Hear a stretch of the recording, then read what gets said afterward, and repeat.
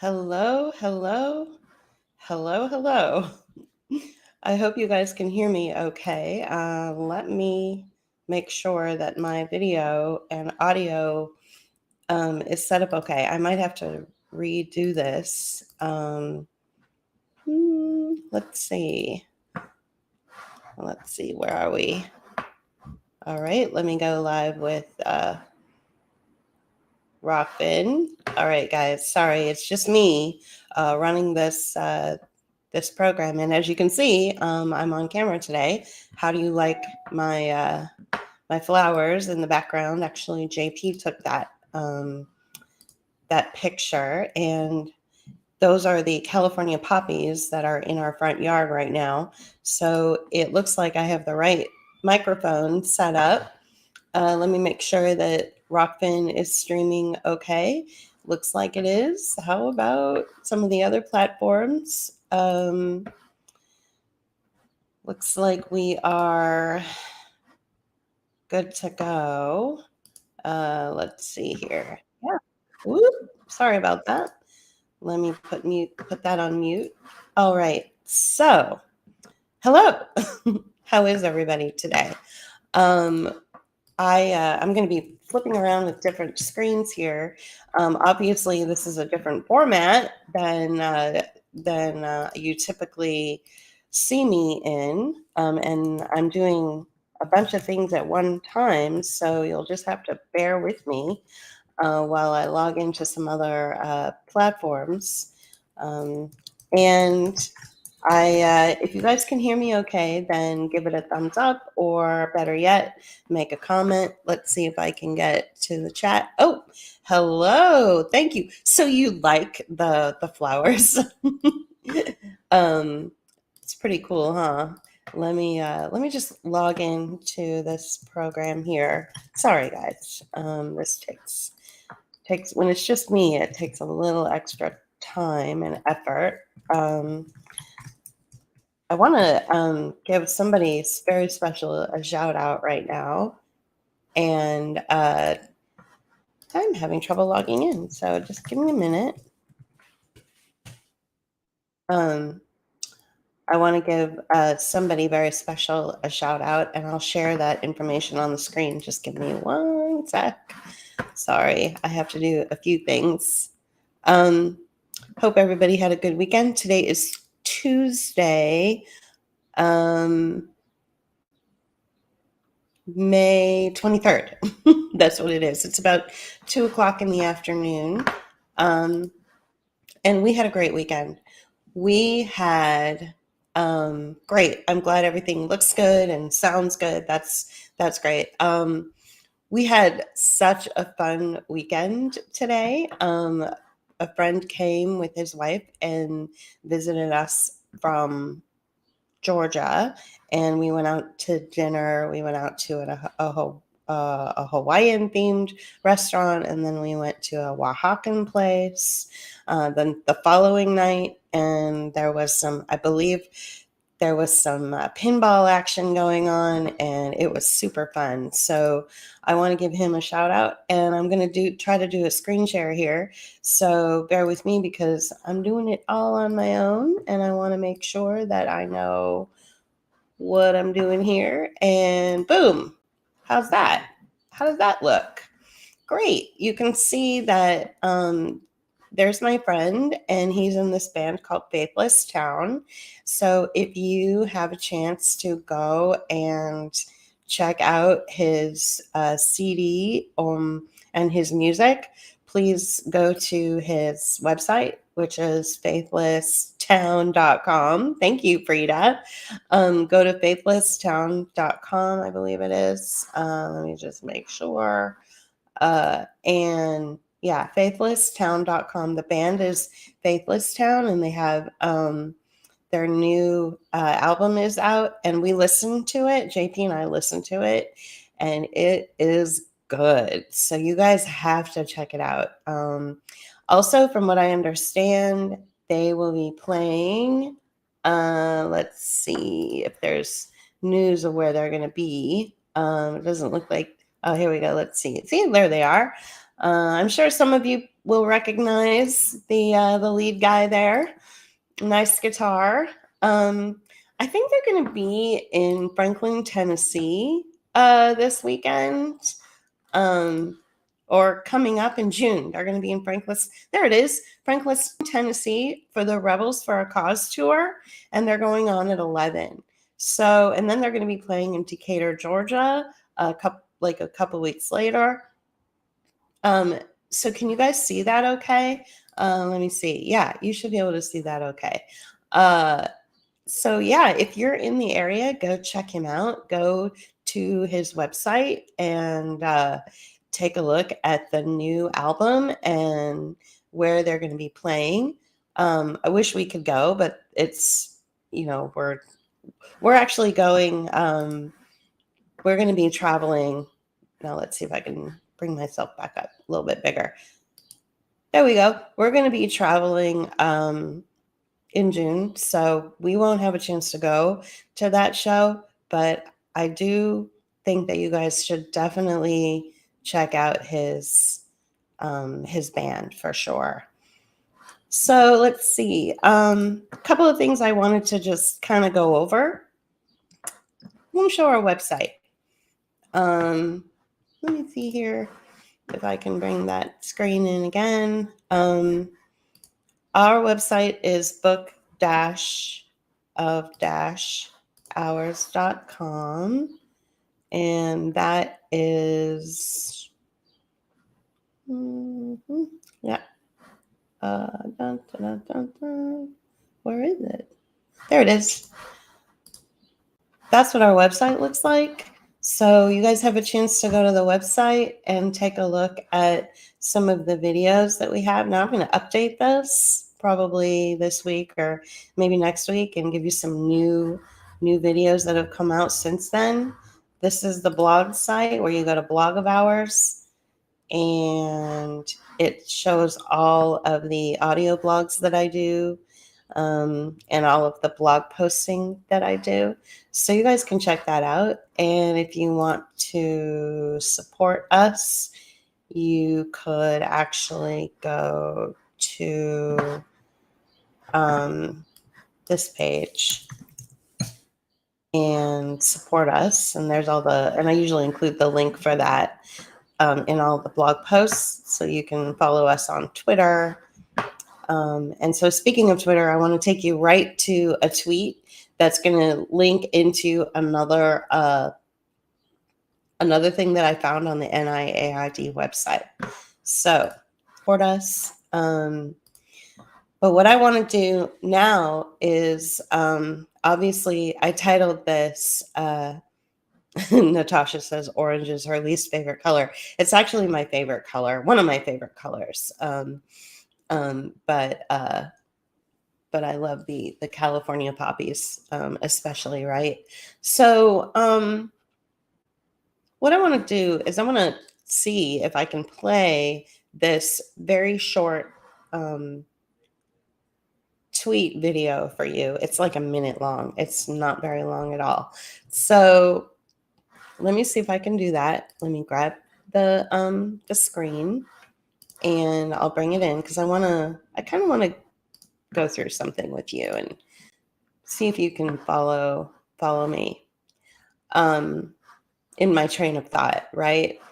So let's see. There it is. This person is an Episcopalian priest, and so somebody that goes by the right side of history has tweeted her statement. So I'm going to mute myself, and hopefully you guys will be able to hear this. Please make a comment if you can't, and we'll figure something else out. Okay, we're all learning here. So as I do this on my own, so I'm going to mute myself. All right, give me 1 sec.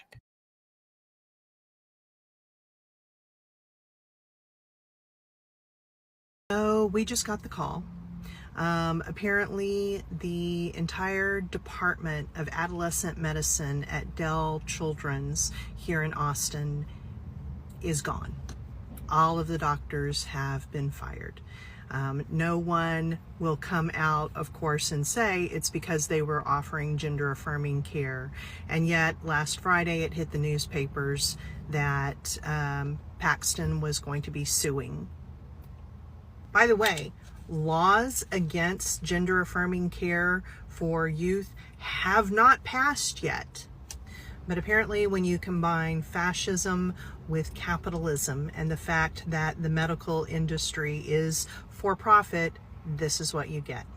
And these doctors didn't just do gender affirming care. They handled things like eating disorders, the OB-GYN issues. Since it was part of Dell Children's, then for cancer survivor kids like mine, this is where they would get referred to. My God. Okay, you guys, did you guys get that statement? Because it's really, if you didn't know what you were really hearing, you might even be sympathetic towards her. You might even be like, yeah, this is terrible. But she is calling something called gender affirming care. It's basically surgery for children that would want to transition, which I'm against, just philosophically against that. And so what happened was at this children's hospital in Austin, Texas, they took the department that focused on gender affirming care, and it also had like eating disorder care and maybe like cancer care, all part of this one department at the children's hospital. And so what they did is they basically cleared that department out completely. So ultimately they closed out the department. So she uses all the right buzzwords, doesn't she? She uses the term fascism in the correct way, which is the government and the corporations getting together to benefit themselves, but not the people. She talks about how the hospital industrial complex is for profit. Like all these things, excuse me, let me get some water. Like all these things that she talks about, like we all agree with, correct? Like we understand that, you know, it's a for-profit system now. Now we understand more than ever, right? So she uses all the right buzzwords, and she expresses herself very well, and she's very articulate. And if you didn't know better, you would think that she actually was on the right side of history. You know, especially the fact that she's showcasing her statement on a Twitter page that's called The Right Side of History. So it could be very confusing, right? So, but what she's really complaining about is the fact that this department has been cleared out completely. So, and it is a department in a children's hospital located in Austin, Texas. So there's two things going on here. In my opinion, based on my own understanding of the way closure of departments work, typically when you close a department in a corporation, because that's what hospitals are, they are corporations.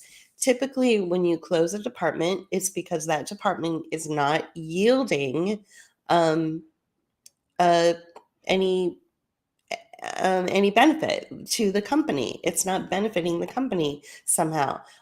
Something tells me this department was at a loss, and so they had all these doctors that were employed within this department that they had to pay a salary to. They had to pay, all sorts of costs to keep this department running. And so, in my opinion, they closed the department because there's no business. People were not bringing their children in for gender affirming care. Maybe there weren't that many cancer patients to actually treat, and they could be rehoused in another cancer wing. Maybe there's no children coming into that particular department with eating disorders, which, as you remember, this woman said, this Episcopalian priest said that children with eating disorders were also cared for in this department. So basically, what this tells me is they just didn't have the reason to keep the department open anymore. So they closed it. So that's fine. That's like a business decision that has to do with the fact that it's not bringing in the revenue stream that they had planned for it to bring in. But there's something else that I want to talk about that's a little more nuanced, and it's about gender affirming care, or it's about the trans medical ideology, or the treatments that trans kids are getting, or trans people. I really do think that what we're looking at with this trans story is something to kind of a placeholder, something that's like a placeholder. They're kind of using it as a way to funnel in some money into the hospitals. They're using this story as a way to open up revenue streams until the real care or research can get put into place. And so this is where I want to take you over to the ReVAMPP project, whatever it's called, with the NIAID, which is the National Institute of Allergies and Infectious Disease, right? The NIAID. And I believe, and anybody who's listening or watching can certainly correct me if I'm wrong, but I do believe that Anthony Fauci was the director of the NIAID, but that he's going to retire this December, I think. So if I have that right, you guys can let me know. If I have it wrong, you can correct me. I'm fine with that. So let's go ahead and bring in this article from the NIAID, and let's take the story of this department that's closing in Austin, Texas, in the Children's Hospital in Austin, Texas. Let's take that story and let's see if we can apply it to this NIAID.nih.gov April 2023 sort of memo that went out. So let me share the screen, and I really appreciate. Maybe it was last December. Okay, thank you, Natasha. Thank you for that correction. So let's go ahead and share that screen. Share screen. Share. How am I doing this? There we go. Screen. Yes. I want to bring in this one. All right, you guys can see this screen, right? This is the ReVAMPP network. The NIAID plans $100 million for pandemic preparedness. This is from April of 2023. And so let me read this a little bit to you. So the NIAID published 3 notices of funding opportunities called NOFOs to launch a new research and development of vaccines and monoclonal antibodies for pandemic preparedness network. So the research and development is the RE part of the ReVAMPP acronym, and vaccines and monoclonal antibodies for pandemic preparedness is the VAMP part of the acronym. ReVAMPP, research and development of vaccines and monoclonal antibodies for pandemic preparedness. ReVAMPP. So 2 of the NOFOs, that's the funding opportunities. So notices of funding opportunities are seeking applications for research centers focused on specific virus families. And the 3rd NOFO aims to establish a coordinating center for the ReVAMPP network. I always feel like I'm possibly throwing a bucket of tepid water over everybody's good mood. Of course, we want to celebrate the fact that this department in Austin, this department of this children's hospital in Austin, Texas, has removed the doctors that are going to participate in gender affirming surgery. Of course, we want to celebrate that fact. But when I read something like this, and I'm thinking of it from like a business perspective, this $100 million that they want to funnel into research centers. Those research centers are going to need to be probably part of labs, part of hospitals. And so, unfortunately, the cynic that I am, I kind of feel that this particular department that's been completely cleared out is now going to be filled in with researchers and various other individuals. And that whole department, since it's already there and it has a lab and it has all the infrastructure already in place, then it's probably going to benefit the children's hospital, and then the larger network of the children's hospital is probably going to benefit them because they'll be able to get this funding stream through the ReVAMPP network. So this is what we're talking about when we say that pandemic preparedness is not really going anywhere. It's not really going away. It's continuing. And you can always tell that it's continuing through these these NOFOs, which are the notices of funding opportunities and the applications to apply for the funding.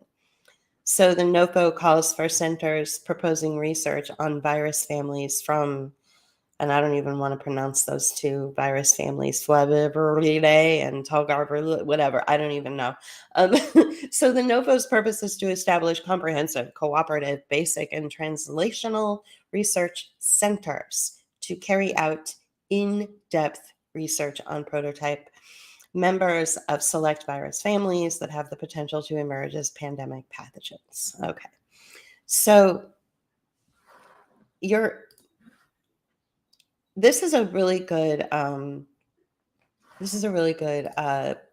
link for you guys to look at. And when you look at it, you have to realize that you're still the hunted.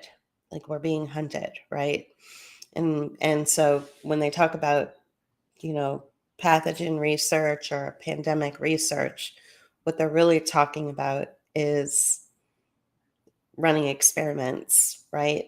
So that's what this is really about, is hunting people to continue to run experiments on them.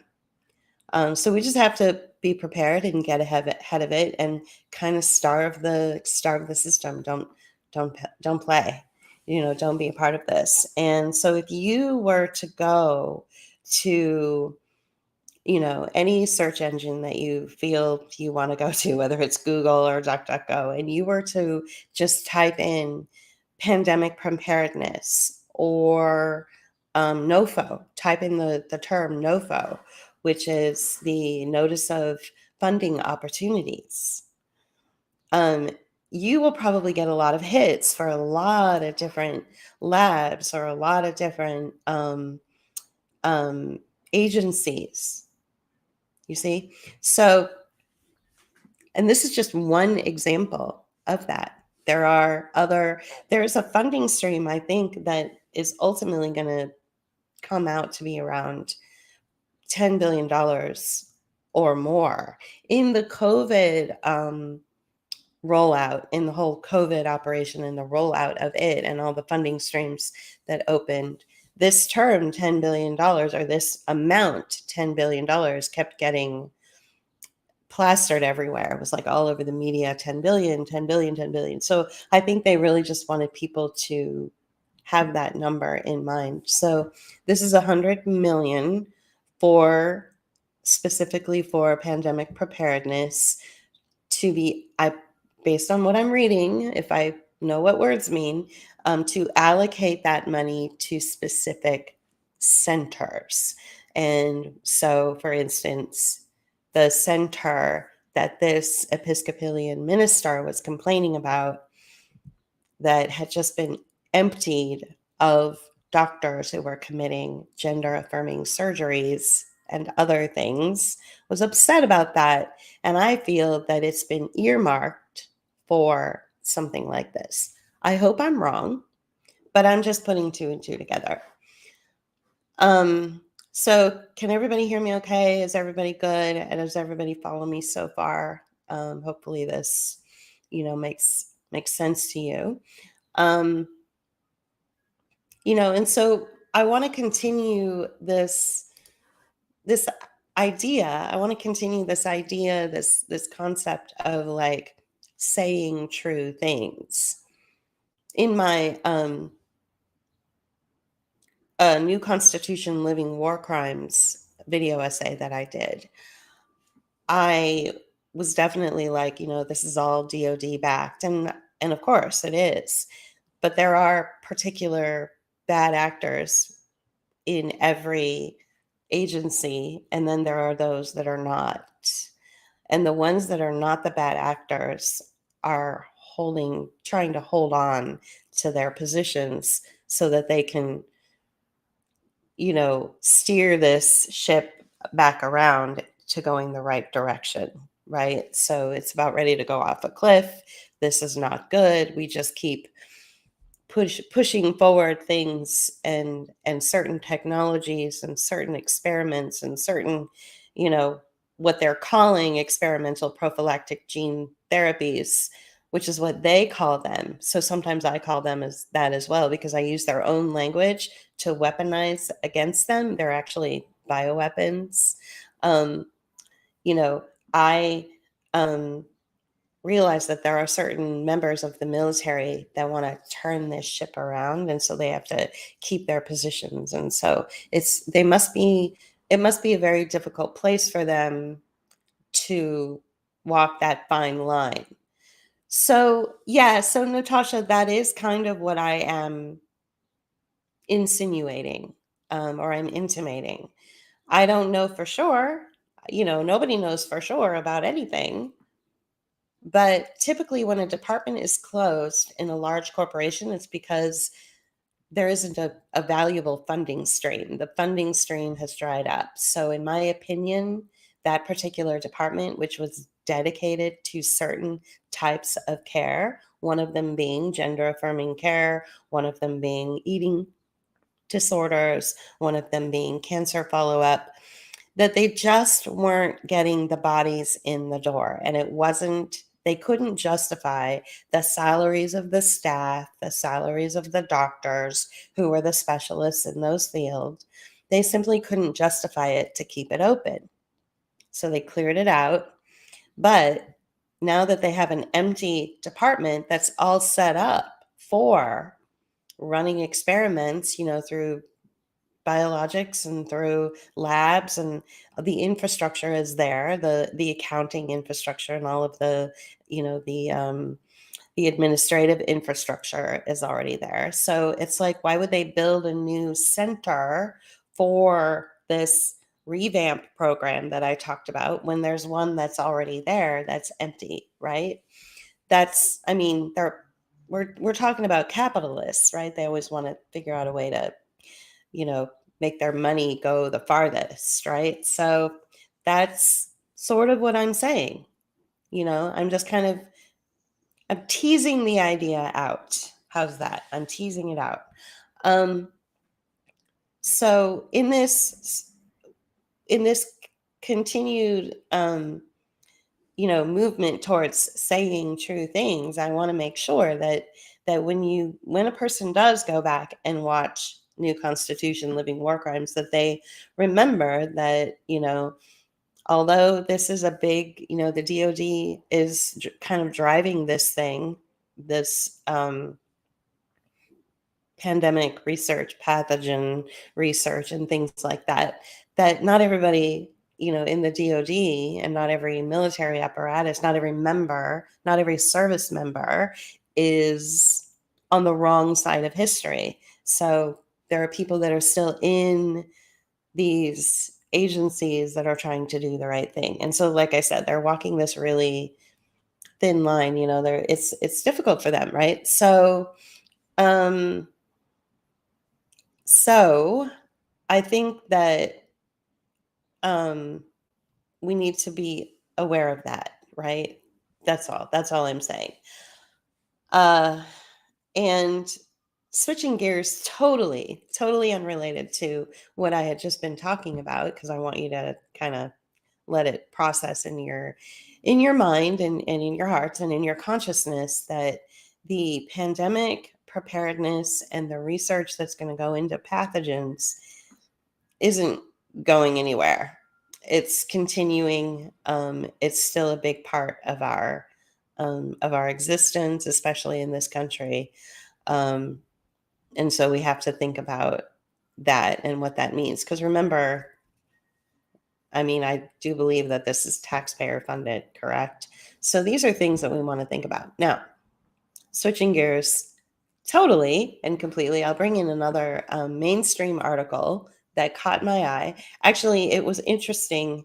It caught my eye on a very non-mainstream platform, which is an old platform that nobody really goes to anymore. It's called the Daily Kos, and I think that they were always kind of like liberal, centrist or liberal, and so they're not very popular anymore.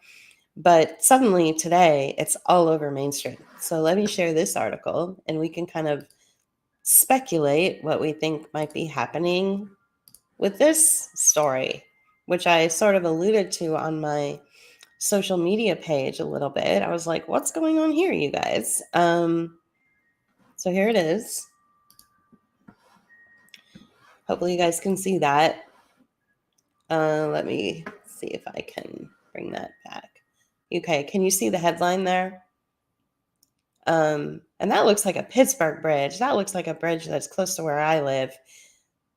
Interesting. 60,000 pounds of an explosive chemical is lost during a rail shipment, officials say. So the company transporting ammonium nitrate from Wyoming to California said that the release should pose no risk to public health or the environment if the loss resulted from a leak. So, you guys can certainly go in and read this. But basically, they're saying that it's missing, like it just disappeared during this rail trip from Wyoming to California last month. That does not leave me feeling good. Like ammonium nitrate, that's pretty bad stuff. Does anybody know what ammonium nitrate is used for? Does anybody know? Like, they call it an explosive chemical. I don't know.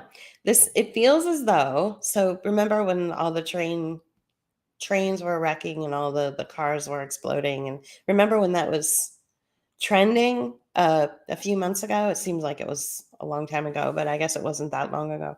Remember when that was trending? Well, there's a big one. Here's a really big one that no one's really talking about. Maybe we've all just become kind of like immune to it. And so Robert Walker says what JP had told me earlier too, that it's used for fertilizer, right? So do you think that do you feel, in your opinion, do you feel that this 60,000 pounds of lost chemical content is something that we might want to think about or be concerned about?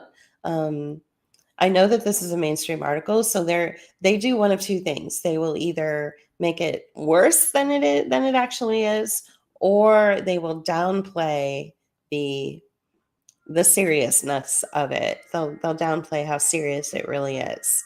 So it left a plant operated by explosives manufacturer Dyno Nobel in Cheyenne, Wyoming on April 12th. The incident report wasn't filed until May 10th, so almost a month later, with the National Response Center. So that's kind of weird. The report states that the chemical was released due to an unknown cause, but then was discovered missing after the rail car arrived. So this is really weird. I just feel that this is really strange. What do they mean really released? I mean, maybe they say further on in the in the article, like, did they release it into the atmosphere? Did they release it into the water? Did they release it into another tanker? Like, what in the world? So I don't even know, like, maybe Robert knows. Let's see. Tommy of Tommy's podcast shared this theory that he thinks CV was one big excuse to test out the mRNA tech on billions of people before it's used on the elite folks. So that was Natasha's comment.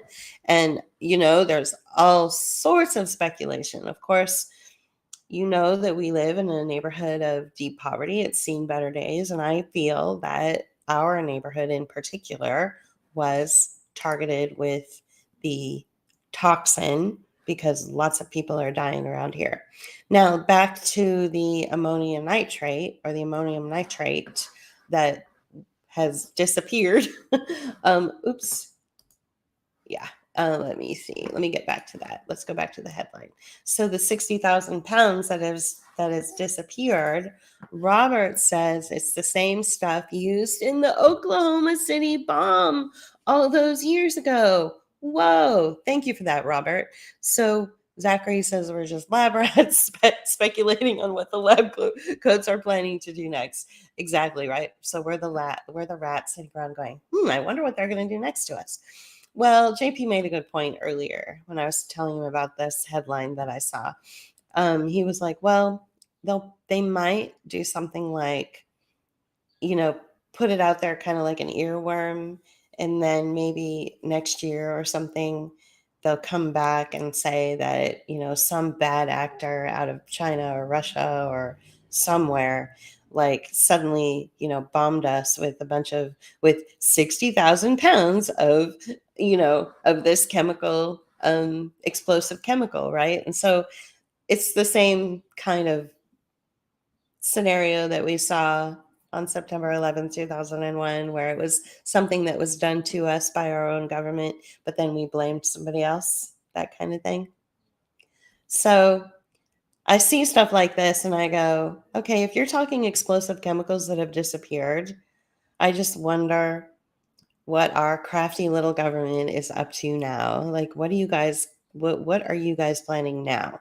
Right. So, and so I think Robert is on the right track. I think JP's on the right track. And Natasha, I don't think it's anything that would be done soon.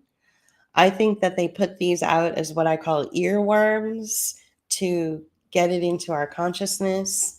And then they'll load up a bunch of other stuff in front of us to freak us out, and we'll forget about it so that a year from now, if they do what you're saying, then we will have forgotten, but they will have CYA like covered their asses by saying, oh, well, we told you that there was, missing explosive content. So they're doing things. They put out these stories in order to, go back to the public and say, well, we already told you this a year ago. Why are you freaking out? You see what I'm saying? So this is what being in a constant state of trauma does, I think, to people, is they forget. So stuff is put out, then a bunch of other bad stuff happens. We get traumatized and we forget about what Frida just said, the earworms, right? Which is what I call them. So I thought that was an interesting story. Let me get rid of this screen. And I thank you for your input on that as well. Something else that really caught my eye too, which was kind of strange, especially because it came right on the heels of the missing chemical story, or the missing ammonium nitrate story, is this story. Do you guys see this headline? Senators are issued satellite phones and are offered demonstrations on upgraded security devices. So let me go ahead and read more comments. I like this format a lot because I can see everybody's comment, and I like reading comments because I feel like we're having a conversation rather than me just talking, right? So Zachary says, if the debt ceiling deal isn't reached, it would make sense to have another massive sideshow distraction internally to shift our attention away from international backlash about debt. Right on. Like, I really do feel that another aspect to this entire situation that we're living, this life, is about the Bank of International Settlements and this debt ceiling, and just this mounting debt globally, and then also locally here in the United States. So Natasha has a good question about sort of like the chemical nature of ammonium nitrate. So ammonium nitrate doesn't need to be so-called fresh. I get what you're saying. Maybe they will put it in containers to make it viable. Maybe they will experiment on it to make it more viable. I don't know. It's kind of like, and let me just go off on a little tangent here, and then I'll talk about this headline that's up here. It's kind of like when we discovered how much, I'm not a scientist or anything, but how much metallic substances like aluminum and stuff were in the atmosphere spraying. And you know me, I like to base my hypotheses or my opinions about like what's going on in the world based on anecdotal evidence or things I see with my own two eyes or things that my neighbors tell me. And my neighbors and other people who have dogs were telling me, especially my friend who's a dog walker in Chicago, was telling me that the dogs were experiencing more pain than they've ever experienced on their paws when they were walking in the snow.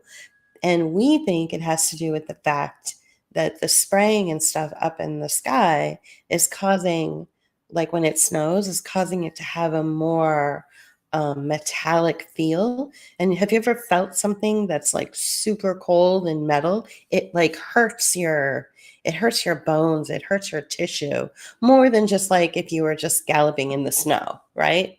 Yeah, so empirical and anecdotal. Thank you, Josette. Yeah, so I'm hearing this a lot. I heard it from my dog walking friend. I heard it from my neighbors.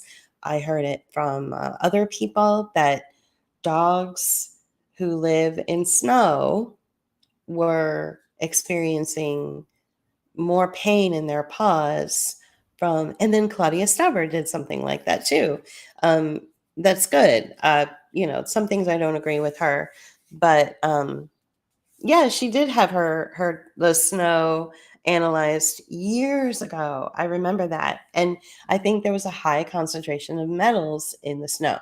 So I didn't mean to get off on that tangent, but there we go.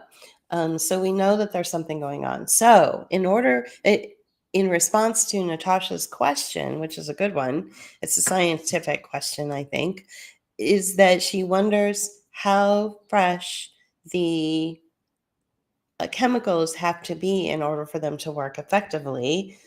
And I would say that chances are they could put them in containers, put the chemicals in containers, or they could experiment on them and make them more deadly, right?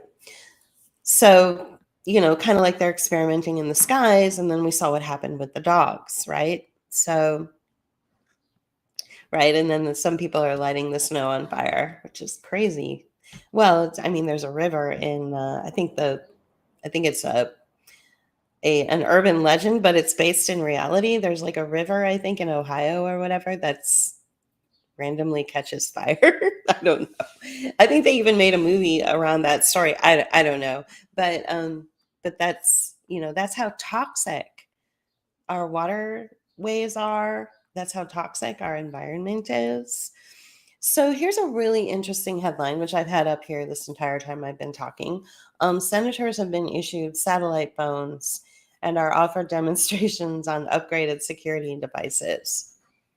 So what do you guys think that's about? So this is from yesterday, or from the day before yesterday. So they are saying, according to CBS News, that there were growing concerns of security risks to members of Congress because of what happened on January 6th. But do you think that they're just using the January 6th story as a cover to give these members of Congress these special satellite phones? And so why do members of Congress need special satellite phones? It would be to have a private network to communicate with them on, correct? And were all the members of Congress given them, or some, or only some members? Oh, well, right here it says 200 senators. And so 50 did accept the phones. So 50 people actually have the phones. It kind of, you know what this story reminded me of? This is a total conspiracy story. But you know what? You know that story of what was it? George Bush's funeral. Remember that story? And like Hillary Clinton. Do you remember that? Do you remember? Oh wait, I wish I had the video. Hillary Clinton opened up the what was it called when you give people the thing about the dead person? I forget what it's called. I've only been to like one funeral in my life, so I don't know what they're called, but it's like the brochure. And then she opens it up, and oh no, an envelope falls out. Do you guys remember that? And Jimmy Carter, was it Jimmy Carter that was sitting right next to her? And he's opening his. He's like, "Where's mine?" And he's like opening it and he's shaking it. He's like, "What? I want one too. I want an envelope." So remember that? So that's what this satellite story reminded me of. Some senators are getting the satellite phone and some aren't. Do you guys have a clue as to why senators would be issued a satellite phone? Let me bring up the let me bring up the link again so that you guys can actually see the headline yourself and get, and start thinking about like, why would we be issuing satellite phones to some senators and to some members of Congress? So they're saying that it's a security backstop in case of an emergency that takes out communications in parts of America. And Department of Homeland Security is involved, saying that satellite phones are a tool for responding to and coordinating government services in the case of a man-made or natural disaster. Okay. The House Sergeant at Arms, William McFarland, told legislators that there is robust participation in a program to help House members secure their home residences. What is going on? Because, January 6th is just the cover story. What is really going on? Like, are you talking about like secure their home residence? Are you talking about house arrest? Like, are they telling us openly that some of our members of Congress will need their home residences secured? That's a very marshmallow way of saying house arrest, in my opinion. So McFarland said that House administrators are coordinating with local police departments to help protect members of Congress. Are they expecting an attack? Like, what's going on? What do you guys think? So if the grid would collapse, but why would the grid collapse? What would make the grid collapse? Good point, Kimberly. Civil war. That's a good. That's actually a good response. Or home residences are fortified so citizens can't get at them. So maybe collapsing the entire grid for the peasants, and then the members of Congress are kept in communication with each other and with their banks and with various other things that they need for survival, but yet collapsing everything else. That seems a little extreme, but why not? Let's see. Let's go back and read what Zachary said. He always has something really interesting to say. there was a flight to Africa that Bush took where they told the press to remove the batteries from their phones, because even if their phones were off with the battery in, the mics in the phones could still listen. Wow, that's interesting. So, yeah, you know that our cell phones are just like, they're just like our ankle bracelets, right? Perhaps they're going to own up about the bioweapon and we're expected to pitchfork and torch, tar and feather, right? So, I always find it interesting when these stories are allowed to be seen, right? The fact that we're allowed to see this story is really interesting to me. Do I have the right story up? Yeah, senators. It starts with senators. Where did it go? I want to scroll through it. Yeah, here it is. What else do they say? A spending bill passed in late 2022 provided additional funds for hometown security measures for Congress.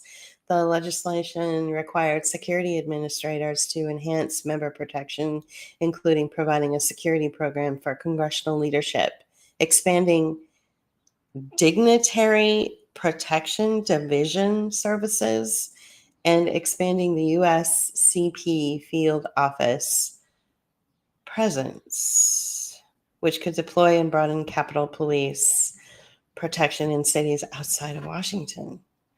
Though the U.S. Capitol complex is shielded by a force of nearly 2,000 Capitol Police employees, there have been growing concerns about hometown security for members of Congress. A California man was charged in a 2022 attack at the San Francisco home of then House Speaker Nancy Pelosi, right? We all remember that story, right?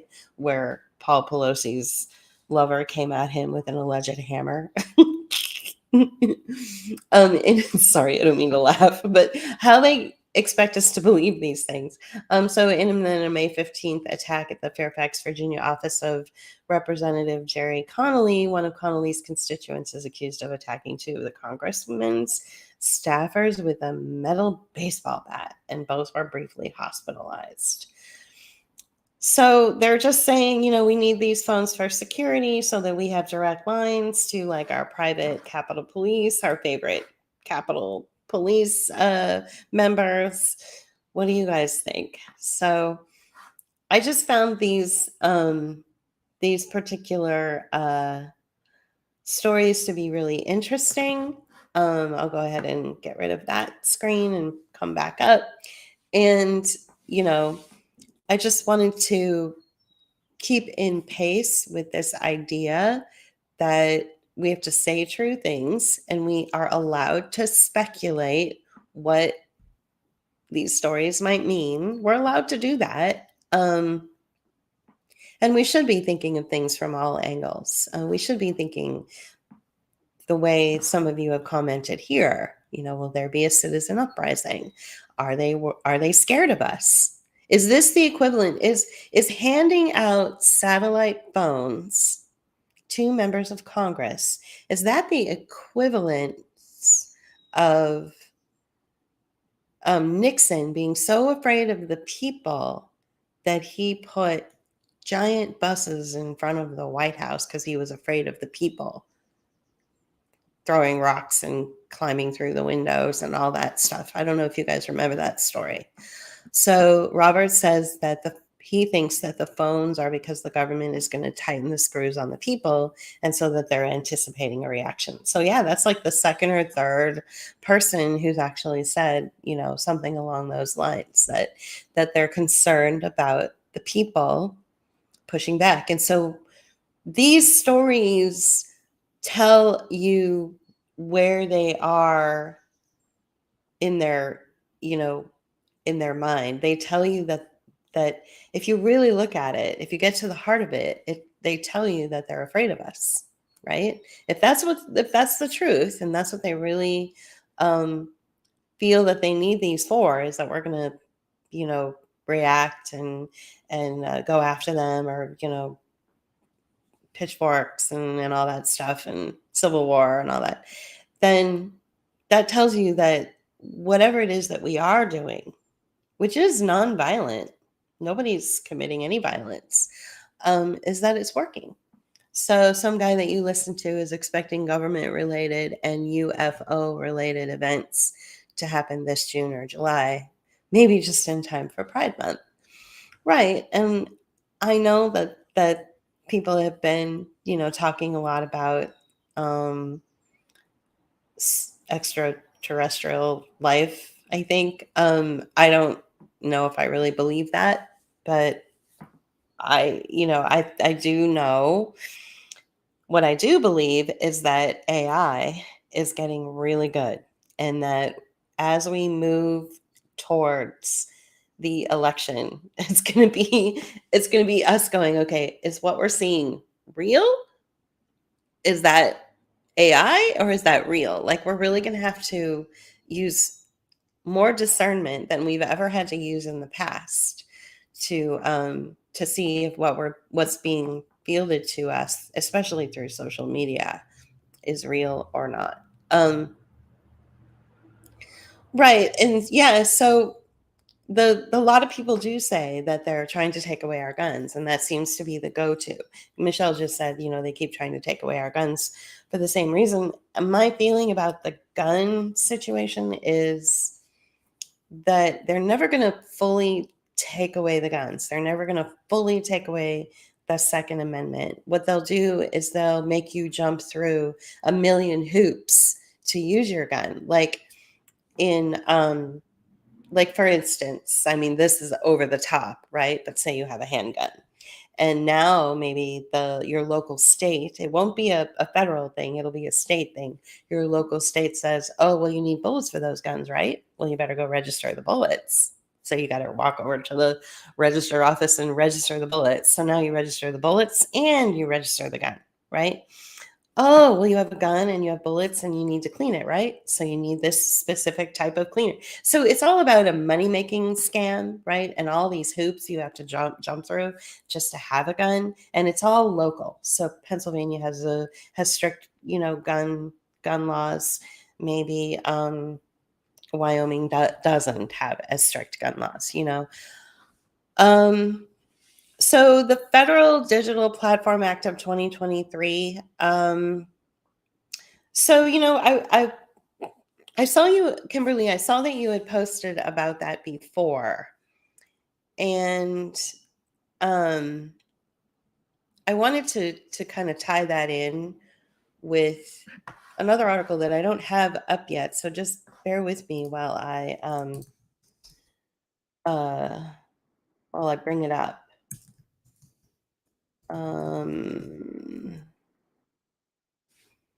It's a story that was trending just yesterday or the other day. And there's information hidden within the story that I don't think people are fully grasping. Okay, so we'll start here. And this is about the fine, the $1.3 billion fine that Meta was just served with from a European council, right? Let's see. Let me pull up the story. Now, everybody in the whole world is covering this. You guys can see, whoop, let me get rid of this pop up. There we go. So Meta was fined a record $1.3 billion over EU user data transfers to the United States. So the Irish Data Protection Commission told Meta that they have to suspend all future transfer of personal data to the US. Meta was also told by this European privacy regulators council agency, which is led by the Irish Data Protection Commission, they were also told that they have to destroy all of the data that they have collected from their European users. That's huge. I wish somebody would advocate for United States users in the same way, but they're not. And so who is Meta? Well, Meta is Facebook, right? Meta is Mark Zuckerberg, correct? So, and what is what is the typical response to a Silicon Valley tech billionaire or a tech bro when you tell them that they've done a bad thing? They say, "Oh, well, that's okay. It's okay, right? I'll just change the law.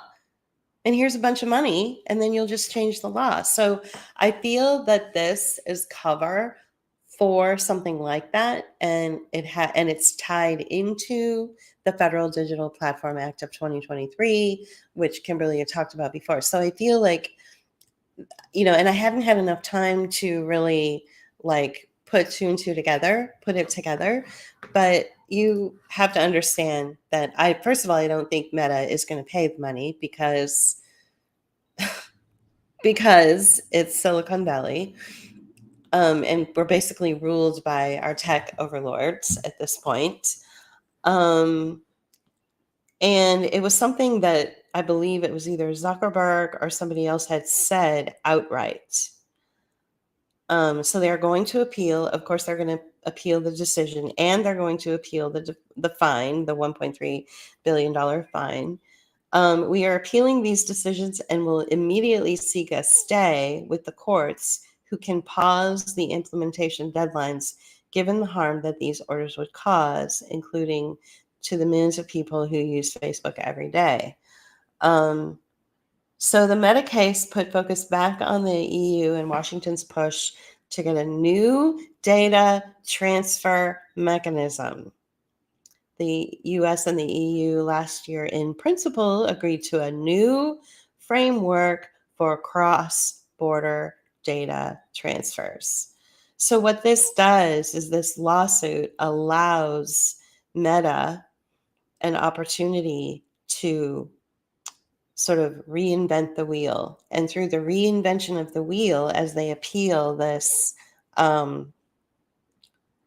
fine and this decision, they will then be able to incorporate new policy structures within the reinvention of that wheel. I hope that makes sense to you. I hope you guys can follow my leaps of logic here.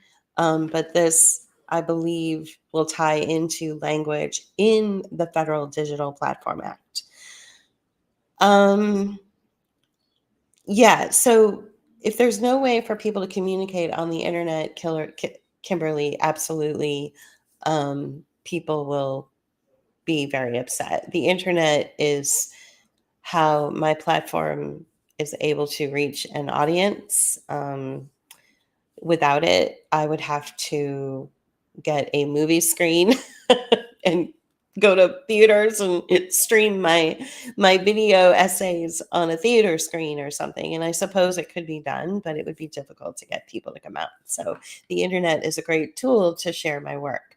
There's a lot of division and anger, Robert says. I notice it comes up in so many just regular situations. Okay, that's no. Kimberly said that and was responding to Robert about that. Yes.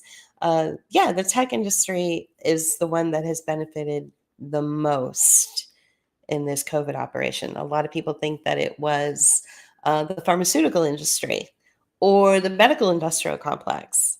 But I'm here to tell you it was the tech industry that benefited the most by deploying, or by the deployment of bad things, whether it was lockdowns or whether it was engineered bioweapons being marketed as vaccines, or bioweapons that are being marketed as pathogens even. So Redacted did a piece yesterday about censorship on all internet platforms. Totally outrageous. Believe me, you're preaching to the choir over here, Natasha. I am the most censored platform in existence. Meta has the power to change laws with the backing of the DoD, so they can't lose. So, right. So thank you, Kimberly, for sort of supporting my thought process on this, which I'm open to being wrong. So that's something else that, we definitely want to keep an eye on. We want to see, they're obviously going to appeal the decision, and they're obviously going to appeal the fine. And within that appeals process, it leaves them an opportunity to, like I said, reinvent the wheel, which is another way of saying that they want to get a new data transfer mechanism in place. What the heck does that mean, right? So, and what sort of laws can be changed as a result of that new data transfer mechanism? Or is the words new data transfer mechanism, is that just literally, it's literally just a word salad, and what we're really looking at is they want to rewrite the laws, which I think is more what they want to do. So you have to remember that, within these tech platforms, the one we're on, and then the other ones I'm on as well, because I'm on all the tech platforms right now, on all the social media platforms. Not all of them work together. They all want to be like, the most powerful, or, they all want to have the most funding or the most money or the most investors, right? So, people, you know, so Elon Musk might have some kind of beef with Mark Zuckerberg, kind of thing. So it's unfortunate that we have this awesome platform, the internet, to disperse knowledge at the same time that the general population is getting increasingly dumb. All right, so let's talk about that. Let's unpack that before I have to sign off, because I've been going at this for about an hour, and it's 3:00 in the afternoon here. I've got a little bit of time. But I was talking to JP about some of the frustrations that y'all are experiencing with your loved ones and your friends, how there is a wall.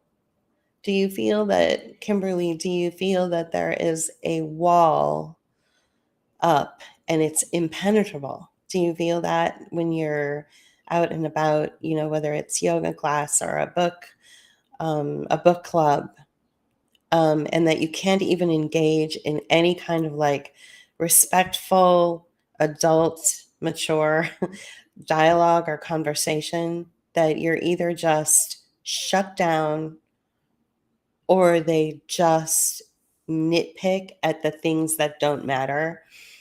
I'm not sure. Well, you know what? I may as well go there. I have a friend who is increasingly becoming difficult for me to, it's becoming more and more difficult for me to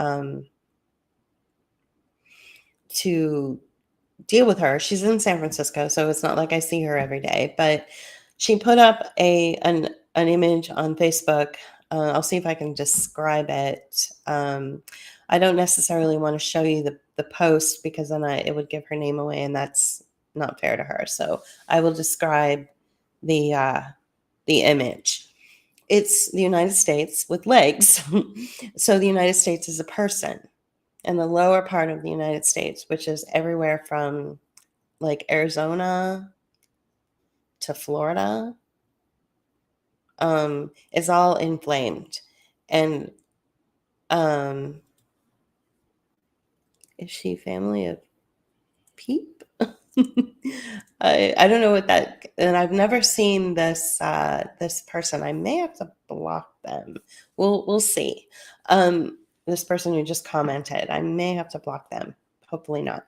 So my friend, she put up this picture of the United States. The United States had legs like they were a person. And at the bottom portion of the United States, from Florida to like Arizona or something, it was all inflamed. And she said, and the United States tells the doctor that's standing in front of him, her, him, them, whatever, doc, it's really uncomfortable here. And they're pointing to Florida and Texas. So, and the doctor is like, I forget what the doctor's response, but it was really, oh, Pepe the Frog. No, she's liberal. Pepe the Frog, I thought was more like right wing. I don't know. But so it was really offensive because I'm like, wait a minute, I have family that live in Florida. I'll be in Mississippi next month. I have friends that live in Alabama and Georgia.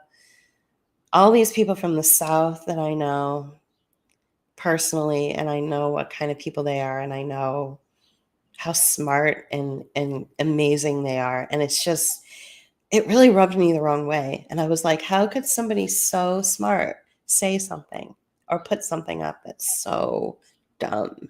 It was so dumb. Not only was it offensive, so JP and I were trying to unpack it, trying to be all, you know, academic about it. Well, it's very myopic, he said. And I was just like, yeah, but it's also really dumb.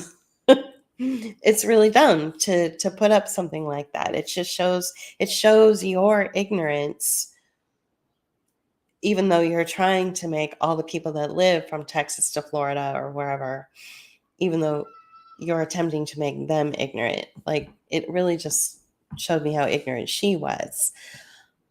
So there was this wall of stupidity, this wall of myopia, or this wall of, not really understanding the nuances of the situation that we're in, and also just lumping everybody together that lives in the southern part of the country, lumping them all together as this one kind of person, which in her opinion are, I guess stupid and should be removed from the country. Like, this is what um, this is what a lot of people were saying to her post. They were saying, let's just cut that part of the country off. Let's just cut it out. I was just like, wow, that's terrible. I mean, these are this is your fellow countrymen, right? So no, you did not hear cats outside. It's the little kids have come home from school and they're out playing in the backyard and yelling and riding bikes and stuff. So if you hear some high-pitched noises, it's usually the children in the neighborhood. So this really bothered me, this wall of ignorance, this wall of misunderstanding. Another friend talked about how it was driving her crazy, sleepless nights, getting worked up, feeling anxiety around this attempt to tell her loved ones, the truth about especially about the COVID operation and probably other things as well. And that she just couldn't get past the wall. So, do you guys think that there is something in the shot that's making their brain impenetrable, where they've lost the concept of um,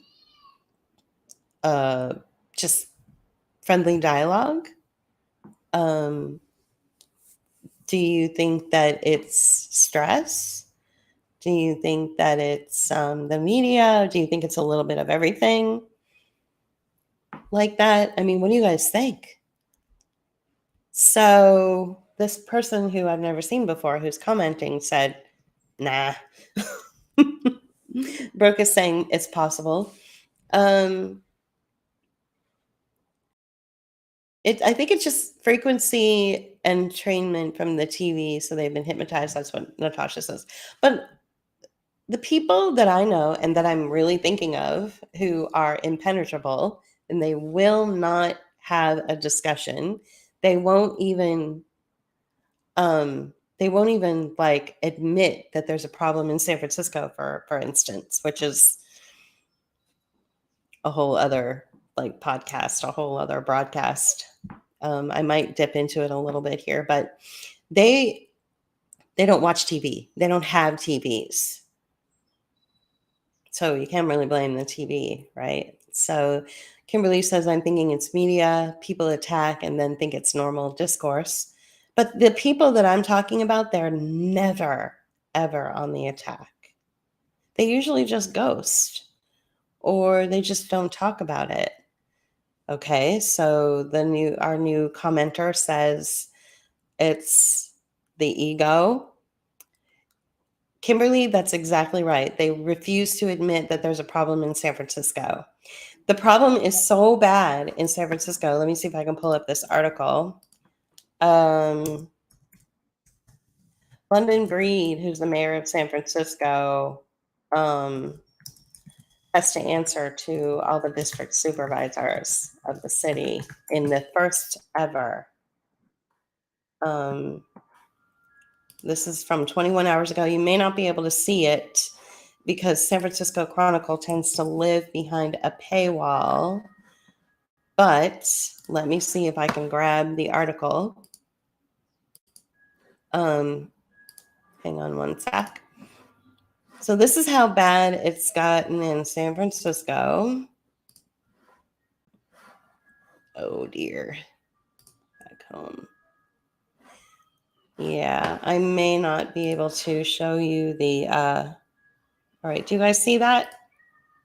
Oop. There we go. Do you guys see that? Do you see that headline right there? Okay. Mayor London Breed has to answer to supervisors. Sorry, it's behind a paywall, so you get this like pink pop up in front of it. I wonder if there's another article that I can find. All right. Well, basically, what's going to happen is she's going to be pulled into basically the town square. And it's regarding fentanyl, yes. So she's going to be pulled into the town square. This is the first time that this has ever happened in the history of ever. All the district supervisors are going to grill her and basically put her on notice that what's happening in San Francisco is no longer acceptable. What needs to happen is that each supervisor needs to set aside their political positions and what side of the aisle they sit on, whether they're conservative or liberal, and they need to focus on this one issue, which is the fentanyl issue. Thousands of people have died. Dead bodies are lining the streets. I'm not kidding. I'm not being hyperbolic. I'm being real. Yeah, and that the cartels have taken over. The locals are filming the cartels taking over. It's a serious, serious problem in San Francisco. And so now they're hauling the mayor out basically to the town square in the middle of this area in the middle of downtown San Francisco called the UN Plaza. And they're going to just put her on notice and say, what are you doing to fix this? All of these policies that you have supported are not working, like harm reduction and things like that. This is how serious it is. I mean, this has never happened before. So I guess what I'm trying to say regarding that wall, that impenetrable wall where you can't even reach people, is I have friends that live in San Francisco that are just like, oh, it's not that bad. It's not that bad. If it's not that bad, then why do you have to haul the mayor out into the middle of the town square and basically humiliate her and force her to do something? Right. So to statistics wise, there's been like a huge overdose. The people that are living, and stepping over the dead bodies and walking around the drug addicts and walking around the toxic mess that it is, they're the ones that are saying that COVID has nothing on the fentanyl issue. I mean, there's a woman whose limbs were rotting and she had to have her legs cut off and she's back out on the street now in a wheelchair with no legs. In and out of hospitals. These addicts are overdosing on the street. They're dying. There isn't enough services to pick up the dead bodies. That's how bad it is. Some people might say, oh, well, what about the fancier neighborhoods? They're starting to creep into those neighborhoods, and everything has been shut down. Everything in San Francisco has been shut down. There's no business. There's no real economy. There's no retail economy. I have a friend who won't even step out of her house, and she lives in a beautiful flat with a view of the Golden Gate Bridge, you know? So it's bad there. And so I guess what I was trying to ask and what I was trying to stress is that we're dealing with a society that just is incapable of accepting the truth, even when the truth is right there in front of them. And so where does that come from? Where does that level of disconnect, of that holding on to this magical thinking or this fantasy or this idea that things are okay, things are really okay, like where does that come from? Does it come from desperation? Where does that deep denial come from? Did something happen in their childhood that was so tragic, and all of this COVID operation and the fentanyl stuff and everything, does it trigger that trauma? And so they simply can't accept it because they've spent an entire life pushing down the trauma from their childhood, and they don't want to see anything or admit to anything that would cause that trauma to reinvent itself in them. I'm just throwing out ideas here because I've never seen anything like it. This refusal to accept the truth, this impenetrable wall that just is, you cannot get through.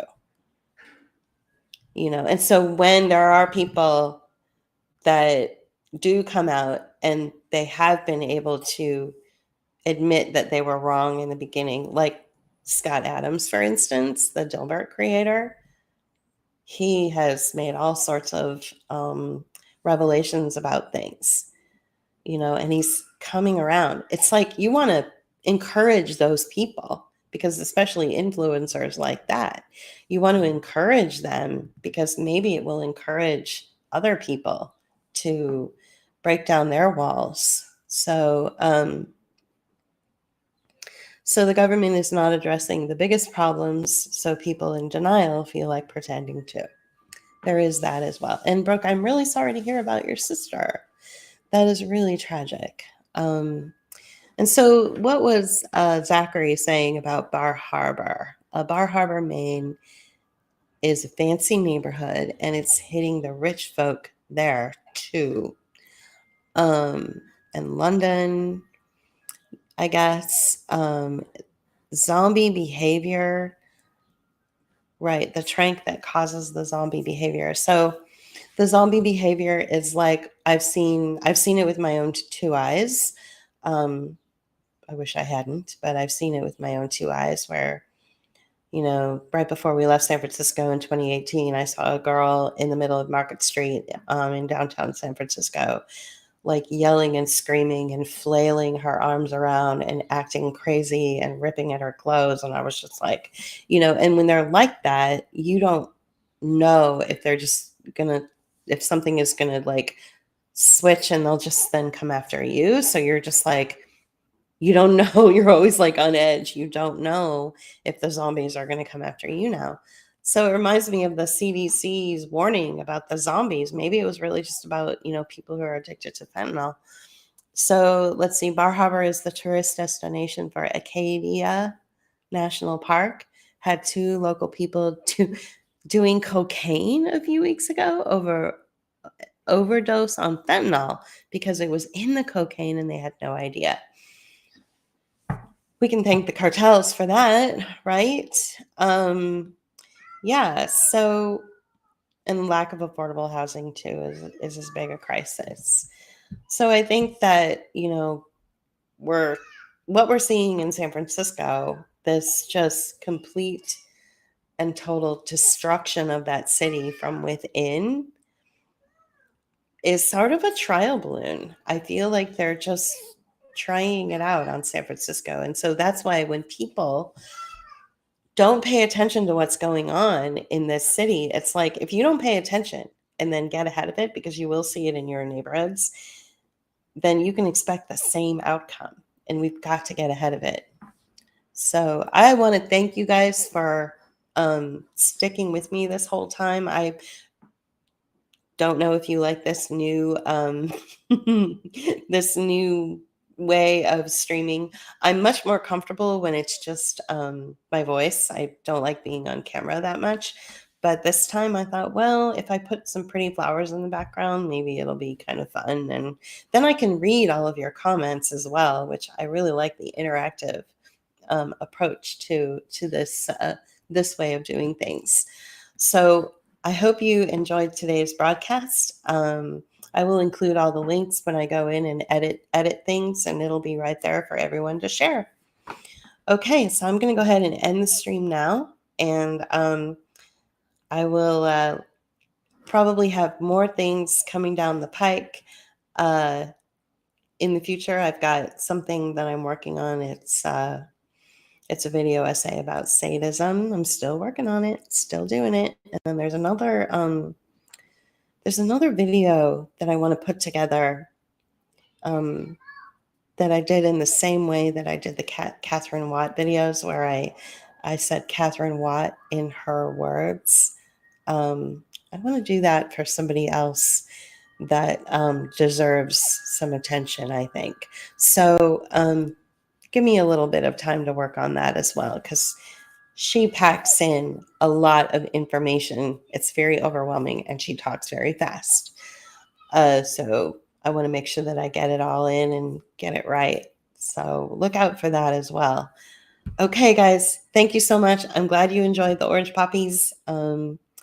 They're one of my favorite flowers ever. All right, have a good afternoon. Bye, guys. Thanks.